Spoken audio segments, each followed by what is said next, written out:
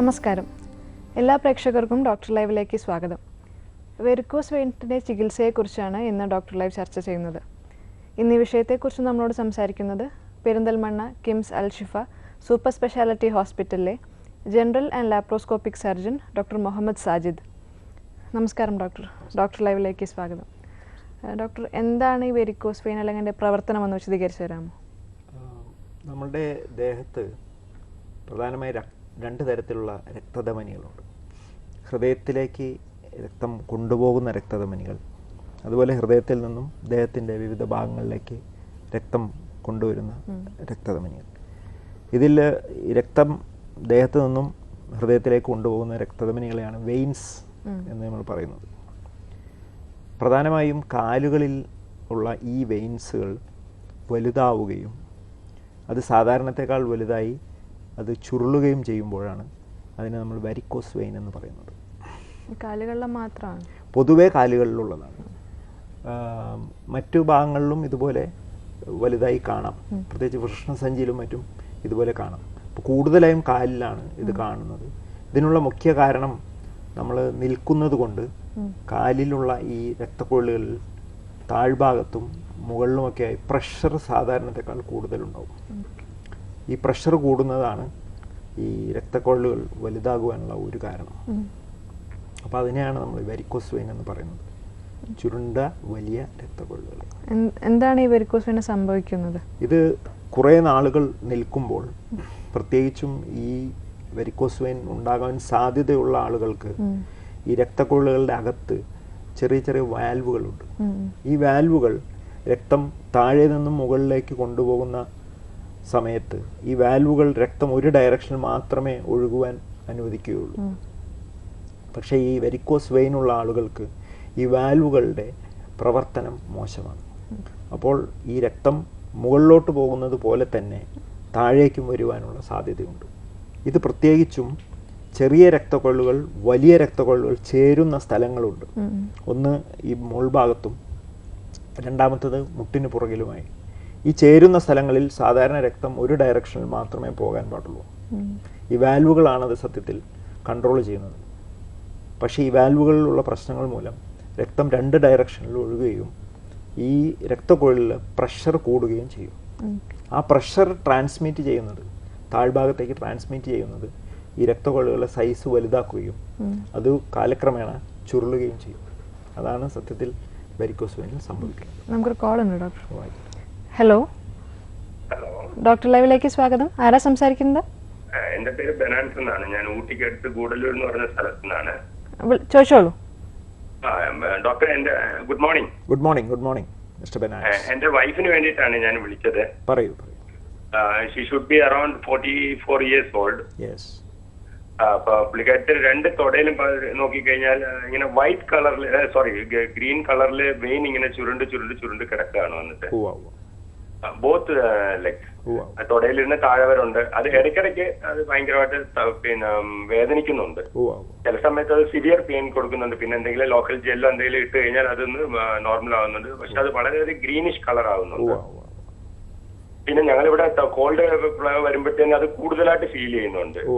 ഈ ഊട്ടിക്ക് അടുത്തായതുകൊണ്ട് എപ്പോഴും കോൾഡ് കുറച്ച് കൂടുതലാണ്. അപ്പൊ കോൾഡ് കൂടുന്ന സമയത്ത് she felt something different. It's terrible pain, something like. ഇത് ഞാൻ നേരത്തെ പറഞ്ഞ പോലെ ഈ രക്തക്കൊഴലുകൾ, പ്രത്യേകിച്ചും കാലിൽ നിന്നും മുകളിലേക്ക് കൊണ്ടുപോകുന്ന രക്തക്കൊഴലുകളിൽ ഉണ്ടാകുന്ന വലുപ്പം കൂടുതലാണ് ഇതിന് കാരണം.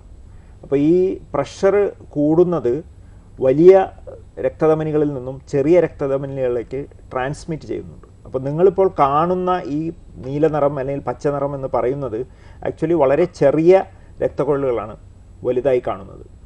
സത്യത്തിൽ അകത്തുള്ള രക്തക്കൊഴലുകൾ ഇതിനേക്കാൾ കൂടുതൽ വലുതായിരിക്കാനുള്ള സാധ്യതയുണ്ട്.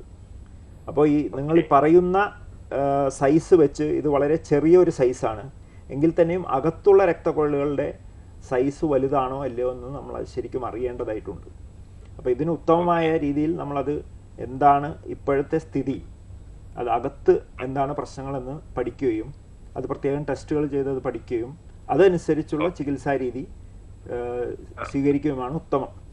ഡോക്ടർ നമ്മൾ ഏതെങ്കിലും ഡോക്ടറെ കൺസൾട്ട് ചെയ്യാൻ അത് വെയിന് സംബന്ധപ്പെട്ട ഡോക്ടറെയാണോ കൺസൾട്ട് ചെയ്യേണ്ടത്? അതെ, നിങ്ങൾക്ക് വെയിൻ സ്പെഷ്യലിസ്റ്റുകൾ, വാസ്കുലാർ സർജറി സ്പെഷ്യലിസ്റ്റുകളുണ്ട്. സർജറി തന്നെ ജനറൽ സർജറി ഡോക്ടർമാരും ഈ തരത്തിലുള്ള വെയിൻസുകളുടെ ചികിത്സകൾ നൽകുന്നതാണ്. അപ്പോൾ അത് കൃത്യമായി എന്താണ് ഇപ്പോഴത്തെ സ്റ്റേജ് എന്ന് നമ്മൾ നോക്കുകയും അതനുസരിച്ച് കൃത്യമായ ചികിത്സ എടുക്കുകയും ചെയ്യുന്നതാണ് ഉത്തമം. നിങ്ങൾ പറയുന്നതനുസരിച്ച് ഇത് വളരെ ഏർലി സ്റ്റേജാണ് അസുഖത്തിൻ്റെ എന്ന് ഞാൻ മനസ്സിലാക്കുന്നു. വിളിച്ചതിന് നന്ദി. ഡോക്ടർ, എങ്ങനെയുള്ളവരിലാണ് ഇത് കൂടുതലായി കണ്ടുവരുന്നത്?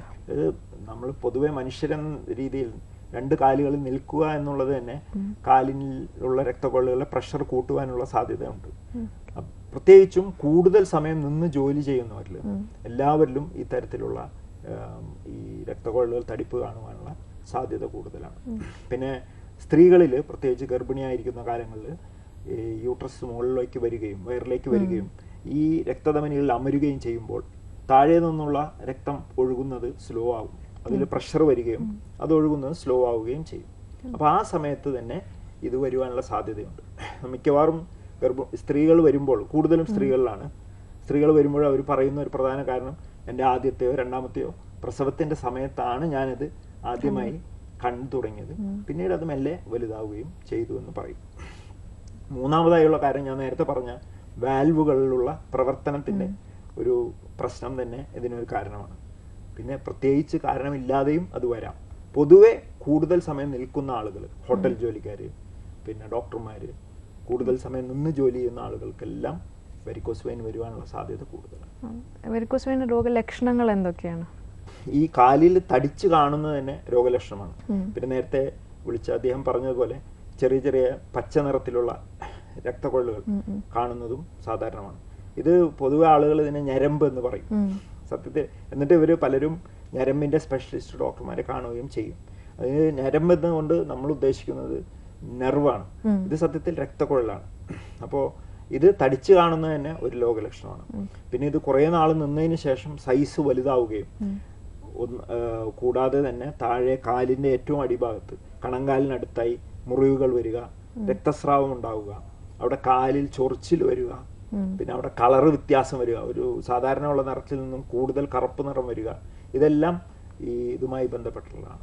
പിന്നെ ഇത് കാണുന്നതിന് മുമ്പ് തന്നെ ചില രോഗികൾക്ക് കൂടുതൽ സമയം, പ്രത്യേകിച്ച് രാത്രി സമയങ്ങളിൽ കാലിൽ ഒരു കിഴപ്പ് അനുഭവിക്കുക എന്ന് പറയും. അപ്പോൾ അത് അവർ കിടക്കുന്ന സമയത്ത് കാലിലൊരു കിഴപ്പ് അനുഭവിക്കും. അതിങ്ങനെ പിടിച്ചമർത്തേണ്ട ആവശ്യകത വരികയും ചെയ്യും. ഇതിനെ നമ്മൾ പൊതുവെ വീനസ് ഇൻസഫിഷ്യൻസി എന്ന് പറയും. ഈ രക്തക്കൊഴൽ കാണുന്നതിന് മുമ്പ് തന്നെ ഉണ്ടാകാവുന്ന ഒരു സ്റ്റേജാണ്. ഇതെല്ലാം വെരിക്കോസ് വെയിനുമായി ബന്ധപ്പെട്ട പ്രശ്നം. ഹലോ ഹലോ, ഞാൻ സദാനന്ദൻ. ഡോക്ടറോട് ചോദിച്ചോളൂ. പറയൂ. Hello, good morning doctor. Good morning. Good morning mister Sadanandan. ഞാൻ സദാനന്ദൻ, കോഴിക്കോട് സ്വദേശിയാണ്. പക്ഷെ ബാംഗ്ലൂരാണ് എത്രയോ കാലമായിട്ട് താമസിക്കുന്നത്.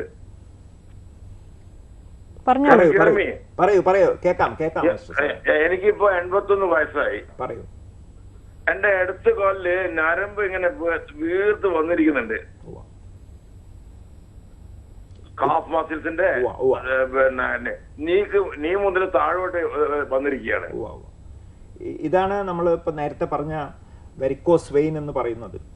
അപ്പൊ അത് എവിടെയാണ് അത് കൃത്യമായി നിങ്ങളുടെ പ്രശ്നങ്ങൾ ഉള്ളത് എന്ന് അറിയുകയാണ് ഏറ്റവും പ്രധാനം. നിങ്ങൾ ഈ പറയുന്നതനുസരിച്ച് വെരിക്കോസ് വെയിൻ്റെ ഒരു സ്റ്റേജ് കുറച്ച് കാലമായി നിൽക്കുന്നു എന്നാണ് എനിക്ക് മനസ്സിലാക്കാവുന്നത്. അതെ, തീർച്ചയായും കുറച്ച് കാലം. പക്ഷെ അന്നൊന്നും ഇത്ര സീരിയസ് ആയിട്ട് കാണുന്നില്ല. ഇപ്പൊ അത് വലുതായി വരുന്നത്. അതെ അതെ. അപ്പോൾ ഇത് എന്താണ് ഇതിന് കാരണം എന്നുള്ളത് പ്രത്യേകം നോക്കേണ്ടതുണ്ട്. ഇപ്പൊ ഞാൻ നേരത്തെ പറഞ്ഞ പോലെ നമ്മൾ എല്ലാവരിലും ഉണ്ടാകാവുന്ന ഒരു കാര്യമാണ്. പിന്നെ പ്രത്യേകിച്ച് നമ്മൾ കുറച്ച് പ്രായമൊക്കെ ആകുമ്പോൾ നമ്മൾ അധികം നടക്കുന്നില്ല എന്നുണ്ടെങ്കിൽ തന്നെ ഈ നമ്മളുടെ രക്തധമനികൾ, പ്രത്യേകിച്ചും കാലിനകത്തുള്ള വലിയ രക്തധമനികൾ വലുതാവുകയും ചിലപ്പോൾ അതിലുള്ള രക്തോട്ടം തന്നെ തടസ്സപ്പെട്ടിരിക്കാനുള്ള ഒരു സാധ്യതയും ഉണ്ടാകാൻ സാധ്യതയുണ്ട്. ഇതിനെ നമ്മൾ സോറി, ഞാൻ ധാരാളം നടക്കുന്ന ഒരു വ്യക്തിയാണ്. ധാരാളം നടക്കും. ചുരുങ്ങിയ ഒരു ദിവസം 1 മണിക്കൂർ 2 മണിക്കൂറോളം നടക്കും. Okay, very good very good. അപ്പോൾ ഇത് കൃത്യമായിട്ട് ഏതാണ് രക്തക്കൊഴലുകളെ ബാധിച്ചിട്ടുള്ളത് എന്ന് നമ്മൾ കണ്ടുപിടിക്കേണ്ടതുണ്ട്. അപ്പോൾ ഞാൻ നേരത്തെ പറഞ്ഞ പോലെ ഈ രക്തക്കൊഴലുകൾ ചേരുന്ന സ്ഥലങ്ങളിൽ ഉണ്ടാകാവുന്ന പ്രശ്നങ്ങളാകാം ഇതിനെ നമ്മൾ വീനസ് റിഫ്ലക്സ് എന്ന് പറയും. ഈ വരുന്ന സ്ഥലങ്ങളിൽ ഉണ്ടാകാവുന്ന പ്രശ്നങ്ങളാണോ എന്ന് നമ്മൾ നോക്കേണ്ടതുണ്ട്. അപ്പോൾ അതിന് പ്രത്യേകമായ ടെസ്റ്റുകൾ, സ്കാനുകൾ ചെയ്ത് നമ്മൾ അതാണോ പ്രശ്നമെന്ന് നമ്മൾ മനസ്സിലാക്കേണ്ടതുണ്ട്. കോഴിക്കോട് എവിടെ ഏത് ഹോസ്പിറ്റൽ വന്നാലാണ് കാണാൻ പറ്റുക? കോഴിക്കോട് ഇവിടെ ഏത് ഹോസ്പിറ്റലുകളിലും ഈ വലിയ ഹോസ്പിറ്റലുകളിൽ എല്ലായിടത്തും തന്നെ ഈ വെയിൻസിന്റെ ചികിത്സകൾ ലഭ്യമാണ്. വിളിച്ചതിന് നന്ദി. ഡോക്ടർ ലൈവിൽ ഒരു ഇടവേളയാണ്.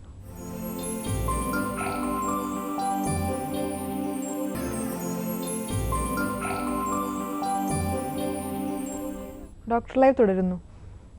ഡോക്ടർ, ഈ വെരിക്കോസ് വെയിൻ സ്ഥിരീകരിക്കാനുള്ള ടെസ്റ്റുകൾ എന്തൊക്കെയാണെന്ന് വിശദീകരിച്ചു തരാമോ? നമ്മൾ പൊതുവേ അത് കാണുമ്പോൾ തന്നെ അതൊരു നമുക്ക് മനസ്സിലാവും. ഈ തടിച്ച് കിടക്കുന്ന രക്തക്കൊഴലുകൾ കാണുമ്പോൾ തന്നെ നമുക്ക് മനസ്സിലാവും അത് വെരിക്കോസ് വെയിൻ ആണ്. പക്ഷേ ഞാൻ നേരത്തെ പറഞ്ഞ പോലെ അത് കൃത്യമായി ഏത് സ്ഥലങ്ങളിലാണ് നമുക്ക് പ്രശ്നമുള്ളത് എന്ന് നമുക്ക് പഠിക്കേണ്ടതുണ്ട്. ഈ രക്തക്കൊഴലുകൾ ചേരുന്ന സ്ഥലങ്ങളിൽ, അതായത് വലിയ കാലിനകത്തുള്ള വലിയ രക്തക്കൊഴലുകൾ ചെറിയ രക്തക്കൊഴലുകളും ചേരുന്ന സ്ഥലങ്ങളിൽ ആണ് മിക്കവാറും ഈ പ്രശ്നമുള്ളത്. അപ്പോൾ ഇത് എവിടെയാണ് ആ പ്രശ്നം എന്നുള്ളത് കൃത്യമായി കണ്ടുപിടിക്കാൻ ഉത്തമമായ ടെസ്റ്റ് ഡോപ്ലർ സ്റ്റഡി അല്ലെങ്കിൽ ഡ്യൂപ്ലെ സ്കാൻ എന്ന് പറയുന്നതാണ്. ഈ സ്കാനിങ് ചെയ്യുമ്പോൾ നമ്മൾ ഏത് ഭാഗത്താണ് ഈ പ്രശ്നങ്ങൾ നിലനിൽക്കുന്നത്, ഈ രക്തക്കൊഴലുകൾ ചേരുന്ന സ്ഥലങ്ങളിൽ എത്രമാത്രം ഉണ്ട് ഈ രക്തം, ഞാൻ നേരത്തെ പറഞ്ഞ പോലെ അകത്തോട്ടും പുറത്തേക്കും രക്തം പോകേണ്ട ഒരു സാഹചര്യം, അത് കൃത്യമായി എവിടെയാണ് എന്ന് നമുക്ക് മനസ്സിലാക്കാൻ സാധിക്കും. അതിൽ മുഖ്യമായ ഏറ്റവും പ്രധാനപ്പെട്ട ടെസ്റ്റ് ഈ കാലത്ത് ഇപ്പോൾ എല്ലാവരും ചെയ്യുന്നത് വീനസ് ഡോപ്ലർ എന്ന് പറയുന്നതാണ്. ഇതിന് വേറൊരു പ്രധാന ഗുണം കൂടെയുണ്ട്. ഞാൻ നേരത്തെ പറഞ്ഞ വലിയ രക്തക്കൊഴലുകൾ, അകത്തുള്ള വലിയ രക്തക്കൊഴലുകൾ ചിലപ്പോൾ ബ്ലോക്ക് ആകാം. ഈ വലിയ രക്തക്കൊഴലുകൾ ബ്ലോക്ക് ആണെങ്കിൽ ഈ വെരിക്കോസ് വെയിനും ഉണ്ടാകാം. പക്ഷെ അങ്ങനെയുള്ള പേഷ്യൻസ്, രോഗികൾക്ക് വലിയ രക്തക്കൊഴലുകൾ ബ്ലോക്ക് ആണെങ്കിൽ ചികിത്സാ രീതി വ്യത്യാസമാണ്. അതാണ് അതിൻ്റെ പ്രധാന ഗുണം. അപ്പോൾ ഈ ഡോപ്ലർ സ്കാൻ ചെയ്യുന്നത് കൊണ്ട് എവിടെയാണ് പ്രശ്നമെന്ന് മനസ്സിലാക്കുകയും, രണ്ടാമത്തത് അകത്തുള്ള രക്തക്കൊഴൽ വലുതായി അതിൽ രക്തം കട്ടിപിടിച്ച് കിടക്കുന്നുണ്ടെങ്കിൽ അതും മനസ്സിലാക്കുവാൻ സാധിക്കുകയും ചെയ്യും. അപ്പോൾ കൃത്യമായ ചികിത്സാ രീതിക്ക് ഏറ്റവും പ്രധാനപ്പെട്ട ടെസ്റ്റാണ് ഈ ഡ്യൂപ്ലെ സ്കാൻ എന്ന് നമ്മൾ പറയുന്നത്. നമുക്കൊരു കോൾ ഉണ്ട് ഡോക്ടർ. ഹലോ ഹലോ, ഡോക്ടർ ലൈവിലേക്ക് സ്വാഗതം. ആരാ സംസാരിക്കുന്നത്? ഓക്കെ, ഇത് പാലക്കാട് ജില്ലയിൽ പട്ടാമ്പി എന്ന് പറയുന്ന സ്ഥലത്ത് നിന്നാണ് വിളിക്കുന്നത്. രഞ്ജിത്ത് എന്നാണ് പേര്. ഡോക്ടറോട് ചോദിച്ചോളൂ. പറയൂ രഞ്ജിത്ത്. ഓക്കെ സാർ, എന്റെ ഇടത് കാലിന്റെ മുട്ടിന് താഴെയായിട്ട് ഒരു വെരിക്കോസ് വെയിനിന്റെ ഇത് കാണുന്നുണ്ട്. അപ്പൊ അത് നമുക്ക് എന്ത് സർജറി എങ്ങനെ എന്താണ് ഇതിന് ഒരു അറിയാൻ വേണ്ടി വിളിച്ചത്. നമുക്ക് ആദ്യം അതൊരു ഡോക്ടറെ കാണിക്കുകയും അതിനുശേഷം അത് കൃത്യമായി ഞാൻ പറഞ്ഞതുപോലെ നമ്മൾ കൃത്യമായി അത് ഏത് ഭാഗത്താണ് അതിൻ്റെ പ്രശ്നം നിലനിൽക്കുന്നതെന്ന് നമ്മൾ നോക്കുകയും ചെയ്യണം. ഇപ്പം മുട്ടിന് താഴെയാണ് നമ്മൾ കാണുന്നതെങ്കിലും പ്രശ്നം ചിലപ്പോൾ മുട്ടിന് മുകളിലായിരിക്കാം.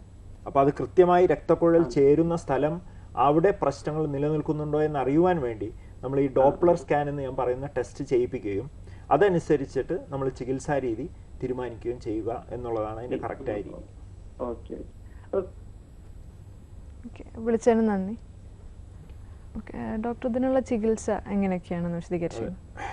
നേരത്തെ നമ്മൾ ആദ്യം വിളിച്ച അദ്ദേഹം സംസാരിച്ച പോലെ വളരെ നേരത്തെയുള്ള സ്റ്റേജിലാണെങ്കിൽ നമ്മൾ ചിലപ്പോൾ സിമ്പിളായിട്ടുള്ള എക്സസൈസുകൾ, കാലുകൾ നമ്മൾ അധികം നേരം നിൽക്കേണ്ട ഒരാളാണെങ്കിൽ കാലുകൾ ഇങ്ങനെ നിന്നുകൊണ്ടിരിക്കുന്ന സമയങ്ങളിൽ നമ്മൾ കാലുകൾ ഇങ്ങനെ ഉപ്പൂറ്റിയിൽ ഇങ്ങനെ പൊന്തുകയും താഴുകയും ചെയ്യുകയാണെങ്കിൽ തന്നെ ഈ മസിൽസിൻ്റെ പ്രവർത്തനം കൊണ്ട് തന്നെ ആ രക്തക്കൊഴലിലൂടെയുള്ള രക്തോട്ടം ഭേദമാകാൻ സാധ്യതയുണ്ട്.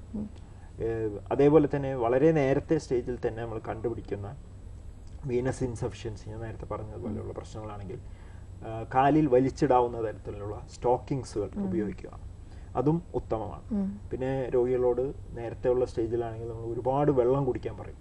അദ്ദേഹത്തെ വെള്ളത്തിൻ്റെ അംശം കൂടുമ്പോൾ തന്നെ രക്തോട്ടം ഭേദമാകുവാനുള്ള ഒരു സാധ്യതയുണ്ട് എന്നുള്ള ഒരു കാരണം കൊണ്ട് തന്നെ നമുക്കിതെല്ലാം ചെയ്യും. ഇതെല്ലാം സിമ്പിളായിട്ടുള്ള സ്റ്റേജുകളിൽ, വളരെ നേരത്തെയുള്ള സ്റ്റേജുകളിൽ ഉപയോഗിക്കാം.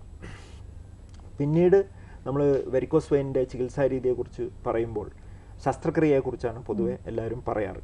ഈ ശസ്ത്രക്രിയ തീരുമാനമെടുക്കുന്നത് നമ്മൾ സ്കാനിങ് ചെയ്തതിന് ശേഷം അത് നമുക്ക് ചെയ്യേണ്ട ഒരു രീതിയാണെങ്കിൽ നമ്മൾ ചെയ്യുക എന്നുള്ളതാണ്. ഈ വളരെ നാളുകളായിട്ടുള്ള ഒരു ചികിത്സാ രീതിയുടെ ഒരു വശമാണ് ഞാൻ സംസാരിക്കുന്നത്. ആദ്യകാലങ്ങളിൽ ശസ്ത്രക്രിയ ആയിരുന്നു പ്രധാനമായിട്ടും നമ്മൾ ചെയ്തുകൊണ്ടിരുന്നത്. ഈ ശസ്ത്രക്രിയ സമയത്ത് നമ്മൾ ആ രക്തക്കുഴൽ ചേരുന്ന സ്ഥലങ്ങൾ തുറക്കുകയും അത് കെട്ടുകയും ചെയ്യും. അത് എവിടെയൊക്കെയാണോ പ്രശ്നങ്ങളുള്ളത് അത് കെട്ടുകയും ചെയ്യും. പിന്നെ പുറത്തേക്ക് കാണുന്ന വലിയ രക്തക്കുഴലുകൾ, കാലിൽ വലിയ മുറിവുകൾ ഉണ്ടാക്കി ആ രക്തക്കൊഴലുകൾ എടുത്തു മാറ്റുകയും ചെയ്യും. രക്തക്കൊഴൽ എന്ന് പറയുന്നത് വെയിൻസ് ആണ്. ഇത് എടുത്തു മാറ്റിയത് കൊണ്ടൊന്നും നമ്മൾ ഭയപ്പെടേണ്ടതോ പേടിക്കേണ്ട ആവശ്യകതകളില്ല. പിന്നീടാണ് നൂതനമായ ചികിത്സാ രീതികൾ വന്നത്. അതിൽ ഈ കാലുകളിൽ കാണുന്ന മുട്ടിന് താഴെ കാണുന്ന ചെറിയ ചെറിയ തടിപ്പുകളെല്ലാം പ്രത്യേകതരം ഇഞ്ചക്ഷൻ കൊടുത്ത് ബ്ലോക്ക് ആക്കുവാൻ സാധിക്കും. ഇതിനെ സ്ക്ലീറോതെറപ്പി എന്ന് പറയും. അപ്പം മുകളിൽ ശസ്ത്രക്രിയയും താഴെ പല സ്ഥലങ്ങളിൽ സ്ക്ലീറോതെറപ്പിയും ചെയ്യും. ഇതിൽ തന്നെ പല വ്യത്യാസങ്ങളുണ്ട്. അത് ചില സ്ഥലങ്ങളിൽ സ്ക്ലീറോതെറപ്പി ചെയ്യാൻ പറ്റാത്ത സാഹചര്യങ്ങളുണ്ടാകാം. അപ്പോൾ അത് നമ്മൾ ശസ്ത്രക്രിയ ചെയ്ത് മാറ്റും. ഇതാണ് സാധാരണ രീതിയിലുള്ള ഒരു ചികിത്സാ രീതി. അതാണ് നമ്മൾ ചെയ്തുകൊണ്ടിരുന്നിരുന്ന ചികിത്സാ രീതി.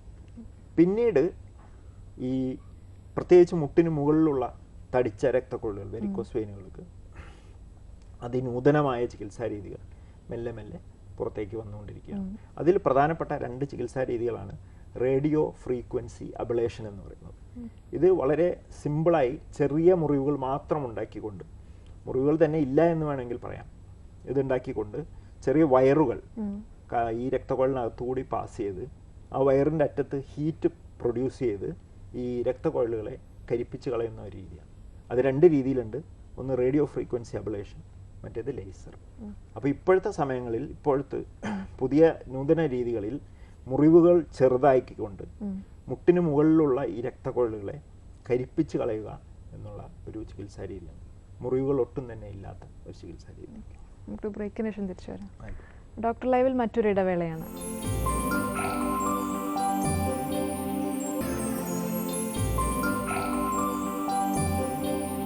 ഡോക്ടർ ലൈവ് തുടരുന്നു.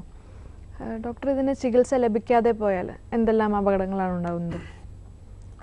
കാലിലെ ഈ രക്തക്കൊഴലുകൾ സൈസ് അമിതമായി വർദ്ധിച്ച് വലുതായി കാലിൽ താഴ്ഭാഗത്ത്, പ്രത്യേകിച്ച് മുട്ടിന് താഴെ കണങ്കാലിൻ്റെ ഭാഗത്തൊക്കെ വലിയ വലിയ മുറിവുകൾ വരികയും അത് ആ മുറിവുകൾ ഉണങ്ങാതെ ഇരിക്കുവാനുള്ള സാധ്യതകളും വളരെയുണ്ട്. പിന്നെ ആ ഭാഗം പൊതുവെ ഇടയ്ക്കിടയ്ക്ക് പഴുപ്പ് വന്നുകൊണ്ടിരിക്കുക, മുറിവ് ഒലിക്കുക, പഴുപ്പ് പൊട്ടി ഒലിക്കുക, പിന്നെ ചൊറിച്ചിൽ സ്ഥിരമായി വന്നുകൊണ്ടിരിക്കുക, രക്തസ്രാവം ഒരു വളരെ പ്രധാനപ്പെട്ട ഒരു പ്രശ്നമായി. ഇങ്ങനെയുള്ള ഒരുപാട് പ്രശ്നങ്ങൾ ഈ വെരിക്കോസ് വെയിൻ ചികിത്സ ലഭിക്കാതെ പോയാലുണ്ടാകും. വളരെയധികം ആളുകൾ ചികിത്സ ലഭിച്ചിട്ട് പോലും വീണ്ടും വീണ്ടും ഈ മുറിവുകൾ ഉണങ്ങാതിരിക്കുന്ന സാഹചര്യങ്ങളുണ്ടാകും. അത് ഈ അസുഖത്തിൻ്റെ ഇത് കുറേ നാളുകൾ നിൽക്കുമ്പോൾ ചെറിയ ചെറിയ രക്തക്കൊഴലുകൾ പോലും ഈ പ്രശ്നങ്ങൾ നിലനിൽക്കുകയും ഒരു സ്റ്റേജിൽ അത് ചികിത്സിക്കാൻ പറ്റാത്ത ഒരു രീതിയിലേക്ക് എത്തിച്ചേരുകയും ചെയ്യും. അപ്പോൾ മുറിവുകളെ ശുശ്രൂഷിക്കുക എന്നുള്ള ഒരു രീതിയിലേക്ക് മാത്രം ചികിത്സ ഒതുങ്ങി. അപ്പോൾ അത് ഒഴിവാക്കുവാൻ വേണ്ടി നമ്മളത് നേരത്തെ തന്നെ കണ്ടുപിടിക്കുകയും അതനുസരിച്ചിട്ട് ചികിത്സ സ്വീകരിക്കുകയും ചെയ്യുക എന്നുള്ളതാണ് എൻ്റെ പ്രത്യേകത. നമുക്കൊരു കോൾ ഉണ്ട് ഡോക്ടർ. ഹലോ. ഹലോ, ഡോക്ടർ ലൈവിലേക്ക് സ്വാഗതം. ആരാ സംസാരിക്കുന്നത്? ഞാൻ ഗംഗാധരനാണ്, തിരൂരിന്ന്. ഡോക്ടറോട് ചോദിച്ചോളൂ. Doctor sir, good morning. Good morning. Good morning mister. Sir, ഞാൻ ഗംഗാധരനാണ്, തിരൂരിന്നാണ്. പറയൂ മിസ്റ്റർ ഗംഗാധരൻ. സാർ, എനിക്ക് 10-20 വർഷമായി വലത്ത് കാലിന് മുട്ടിന് താഴെയിട്ട് ആ മസിലിന്റെ അവിടെ വെരിക്കോസ് വെയിന്റെ കംപ്ലൈന്റ്. അതിന് ഞാൻ ട്രീറ്റ്മെന്റ് ചെയ്തു. മറ്റേ ലേസർ ചികിത്സ എന്ന് പറഞ്ഞിട്ട് ഒന്ന് ഇവിടെ നടന്നിരുന്നു. അത് ചെയ്തു. പക്ഷെ എനിക്ക് അതുകൊണ്ട് വലിയ ഗുണമൊന്നും കിട്ടിയിട്ടില്ല. അപ്പൊ ഇപ്പൊ കാലിന്റെ ജോയിന്റിന് പടത്തുമ്മില് ഒരു നീരിന്റെ കുറച്ച് കാണുന്നുണ്ട്. അപ്പോ അതിന് ഇനിയിപ്പോ എന്താ ഞാൻ ചെയ്യേണ്ടത്? വേറെ വല്ല ചികിത്സയ്ക്കും? ലേസർ ചികിത്സ എത്ര നാളായി ചെയ്തിട്ട് സാർ? ഞാൻ ഒരു 5-8 കൊല്ലായി. അത് ലേസർ ചികിത്സയിൽ ഉള്ള പ്രധാന കാര്യം എന്താന്ന് വെച്ച് കഴിഞ്ഞാല് നമ്മള് ഈ രക്തക്കൊഴലിനകത്തുകൂടി നമ്മൾ ഈ ഒരു വയർ പാസ് ചെയ്യുകയും അത് മുകളിലുള്ള രക്തക്കൊഴലുകളെ കരിച്ചു കളയുകയും ചെയ്യും. അപ്പൊ ഇത് നമ്മൾ ഇടയ്ക്കിടയ്ക്ക് രണ്ടാമത് സ്കാൻ ചെയ്ത് ടെസ്റ്റ് ചെയ്യേണ്ടതായിട്ടുണ്ട്. കാരണം ചില സാഹചര്യങ്ങളിൽ ഒരു 7% വരെ ഉള്ളൂ സാധ്യത എങ്കിൽ തന്നെയും ചില സാഹചര്യങ്ങളിൽ ഈ അടഞ്ഞു പോയിട്ടുള്ള രക്തക്കൊഴലുകൾ വീണ്ടും തുറക്കാനുള്ള ചെറിയൊരു സാധ്യതയുണ്ട്. അപ്പൊ ആ ഒരു സാധ്യത നിലനിൽക്കുന്നുണ്ടോ എന്നറിയണമെങ്കിൽ നമ്മളത് രണ്ടാമത് ഒന്ന് സ്കാൻ ചെയ്ത് വീണ്ടും ഇപ്പോഴത്തെ സ്ഥിതി എന്താണ് എന്ന് അറിയേണ്ടതായിട്ടുണ്ട്. ഇത് നിങ്ങൾ ചോദിച്ച ഒരു ചോദ്യം വളരെ പ്രധാനപ്പെട്ടതാണ്. വെരിക്കോസ് വെയിൻ ചികിത്സയ്ക്ക് ശേഷം വീണ്ടും ഇതേ പ്രശ്നം ഉണ്ടാവുകയാണെങ്കിൽ ഇപ്പോഴത്തെ സ്ഥിതി എന്താണ് എന്ന് നമ്മൾ അറിയേണ്ടതായിട്ടുണ്ട്. അത് ചിലപ്പോൾ പ്രധാനമായ രക്തക്കൊഴലുകൾ ചികിത്സ കംപ്ലീറ്റ് ആയിരിക്കാം. പക്ഷെ മറ്റുള്ള സ്ഥലങ്ങളിൽ ചെറിയ ചെറിയ രക്തക്കൊഴലുകൾ തടിച്ചു വരുവാനുള്ള സാധ്യതകളുണ്ട്. അപ്പോൾ ഇപ്പോഴത്തെ സ്ഥിതി എന്താണെന്ന് കൃത്യമായി അറിയുക എന്നുള്ളതാണ് ഏറ്റവും പ്രധാനപ്പെട്ട കാര്യം. അതിന് നല്ലൊരു സ്കാനിങ് ചെയ്ത് ആ സ്കാനിങ്ങിന്റെ റിപ്പോർട്ട് അനുസരിച്ച് പുതിയതായ ചികിത്സാ രീതി എന്താണ് വേണ്ടത് എന്ന് തീരുമാനിക്കുക എന്നുള്ളതാണ്. പ്രധാനപ്പെട്ട രക്തക്കൊഴലുകളെ അസുഖം ബാധിച്ചിട്ടില്ലെങ്കിൽ, ചെറിയ ചെറിയ രക്തക്കൊഴലുകൾ മാത്രമാണ് തടിച്ചു കിടക്കുന്നതെങ്കിൽ നമുക്ക് അത് സ്ക്ലീറോതെറപ്പി പോലെയുള്ള സിമ്പിളായ ചികിത്സകളിൽ അത് സോൾവ് ചെയ്യാവുന്നതാണ്. അപ്പോൾ അത് നിങ്ങളൊരു നല്ലൊരു അടുത്തുള്ള ഒരു ഡോക്ടറെ കാണിച്ച് സർജന്മാരെ ആരെ വേണമെങ്കിലും കാണിക്കാം. വാസ്കുലാർ സർജന്മാരെയും കാണിക്കാം. സർജൻ, ഇത് വെരിക്കോസ് വെയിനുമായി ബന്ധപ്പെട്ട പ്രത്യേക ചികിത്സകൾ നൽകുന്ന വാസ്കുലാർ സർജന്മാരെയും കാണിക്കാം. വിളിച്ചതിന് നന്ദി. ഡോക്ടർ, ഈ വെരിക്കോസ് വെയിൻ ഉള്ളവർക്ക് അല്ലെങ്കിൽ എൻ്റെ ഫസ്റ്റ് സ്റ്റേജിലുള്ളവർക്ക് അല്ലെങ്കിൽ ഇത് തടയാൻ വേണ്ടിയിട്ട് എന്തൊക്കെ ചെയ്യാൻ കഴിയും നമുക്ക്? പൊതുവേ നമ്മൾ ഒന്ന് ഈ രോഗികളോട് തടി കുറയ്ക്കുന്നത് നല്ലതാണെന്ന് പറയും. കാരണം തടി കൂടുമ്പോൾ ഈ വയറിനകത്തുള്ള പ്രഷർ കൂടുകയും ഈ പ്രഷറിൻ്റെ ഇഫക്റ്റിൽ രക്തക്കൊഴലുകളിലൂടെയുള്ള രക്തോട്ടം കുറച്ച് കുറയുവാനുള്ള സാധ്യതയും സ്ലോ ആകുവാനുള്ള സാധ്യതയും ഉണ്ട്. അപ്പോൾ ഇതിൻ്റെ ഇഫക്റ്റിൽ താഴെയുള്ള രക്തക്കൊഴലുകൾ തടിക്കാനുള്ള സാധ്യത. അപ്പോൾ തടി കുറയ്ക്കുന്നത് ഉത്തമമാണ്. റെഗുലറായി എക്സസൈസ് ചെയ്യുന്നത് നല്ലതാണ്. കാരണം കാലിൻ്റെ മസിലുകൾ നീങ്ങുന്നതനുസരിച്ച് അവിടെ രക്തോട്ടം വീണ്ടും ഭേദമാകുവാനുള്ള സാധ്യതയുണ്ട്. വെരിക്കോസ് വെയിനുമായി ബന്ധപ്പെട്ടിട്ടുള്ള എന്തെങ്കിലും ഇതുകൾ തടിച്ച രക്തക്കൊഴലുകളോ മറ്റോ കാണുകയാണെങ്കിൽ നേരത്തെ തന്നെ സ്റ്റോക്കിങ്സുകളുടെ ഉപയോഗം ഉത്തമമാണ്. ഈ സ്റ്റോക്കിങ്സുകൾ ഉപയോഗിക്കേണ്ടത് രാവിലെ സമയങ്ങളിലാണ്. പൊതുവെ ആളുകൾ രാത്രി വീട്ടിൽ വന്നതിന് ശേഷം സ്റ്റോക്കിങ്സ് വലിച്ചിടുകയും വീട്ടിൽ കിടന്നുറങ്ങുന്ന സമയത്ത് ഉപയോഗിക്കുകയും ചെയ്യും. പക്ഷെ സത്യത്തിൽ അത് നമ്മൾ നടക്കുന്ന സമയത്തും നമ്മൾ അങ്ങോട്ടും ഇങ്ങോട്ടും നീങ്ങുന്ന സമയത്തും അത് ഉപയോഗിക്കുന്നതാണ് കറക്റ്റായ രീതി. അപ്പോൾ കാലുകളിൽ സ്റ്റോക്കിങ്സ് 2 കാലുകളിലും ഉപയോഗിക്കാം. സ്റ്റോക്കിങ്സ് മുട്ടിന് മുകളിൽ തുടയുടെ പകുതിയിൽ വെച്ച് നിൽക്കുന്ന തരത്തിലുള്ള സ്റ്റോക്കിങ്സുകൾ, കൃത്യമായ പ്രഷർ അനുസരിച്ചിട്ടുള്ള സ്റ്റോക്കിങ്സുകൾ ഉപയോഗിക്കുന്നത് ഉത്തമമാണ്. പിന്നെ ധാരാളം വെള്ളം കുടിക്കുക, അതും വളരെ പ്രധാനപ്പെട്ട ഒരു കാര്യമാണ്. ഇതൊക്കെയാണ് നമ്മൾ പൊതുവെ വെരിക്കോസ് വെയിൻസ് ഒഴിവാക്കുവാനും വന്നിട്ടുണ്ടെങ്കിൽ അത് കൺട്രോളിൽ നിർത്തുവാനുമുള്ള. ഹൈറ്റിൽ വെക്കണം കാല് എന്ന് പറയുന്നത്. അതെ, അത് രാത്രി സമയങ്ങളിൽ നമ്മൾ കിടക്കുന്ന സമയത്ത് നമ്മൾ കാല് പൊക്കി വെക്കുന്നത് ഉത്തമമാണ്. ഞാൻ നേരത്തെ പറഞ്ഞ പോലെ കാലിലുണ്ടാകുന്ന ആ ഒരു കഴപ്പ്, രാത്രി ഉണ്ടാകുന്ന കഴപ്പിന് കാരണം ആ രക്തം അവിടെ കെട്ടിക്കിടക്കുന്നതാണ്. അപ്പോൾ ഈ മസിലുകൾ രാത്രി ഉറങ്ങുമ്പോൾ നമ്മൾ കൺട്രാക്ഷൻ ഇല്ല, നീങ്ങുന്നില്ല. അപ്പോൾ അവിടെ രക്തം കെട്ടിക്കിടന്നിട്ട് കാലിൽ കഴപ്പ് വരികയാണ്. അപ്പോൾ അത് ഒഴിവാക്കുവാൻ വേണ്ടിയാണ് കാല് പൊതുവെ കുറച്ച് 1-2 തലയണയിലോ മറ്റോ പൊക്കി വെക്കുന്നത് ഉത്തമമാണ്. ഡോക്ടർ, സമയം ഇവിടെ പൂർണ്ണമായി. വെരിക്കോസ് വെയിൻസ് എന്ന ചികിത്സയെക്കുറിച്ച് വിശദീകരിച്ചു തന്നതിന് നന്ദി. Thank you.